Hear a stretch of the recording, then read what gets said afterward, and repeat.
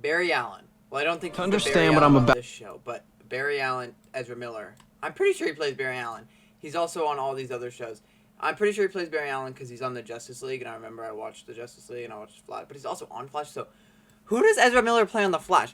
Who does? Oh, he plays another version of the Flash. So there's like multiple. Okay, sorry, I'm dumb, but I don't think he plays like the main Flash on the show. Okay, sorry, whatever. But he's also on all these other shows. He's on Justice League, another Justice League. You know, the Flash, a notable Fantastic Beasts movie. I'm sure some of these other movies are notable. I don't really know though.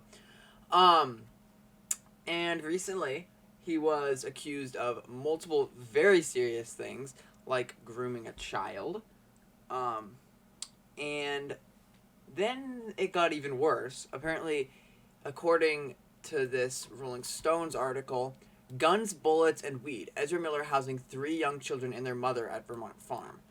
This kind of sounds like the situation that happened in The Room, which is a very, like, kind of a scary thriller movie thing. Well, it was scary to me, at least. And it's just crazy that this shit happens in real life, especially to someone who seemed like I watched a video on this, and it seemed like he had it all, and he was just like, no, I have a good life. I want to fucking ruin it real quick. So I don't know what the fuck he's doing, but there's multiple stories about this. I've been looking into this a lot, and this seems to be the main thing. But I've also seen many things of him like lashing out in public. I saw something about that. I'll leave some sources in the description, but I wanted to make this into a funny video, but there's absolutely nothing funny about this. Ezra Miller, what the fuck?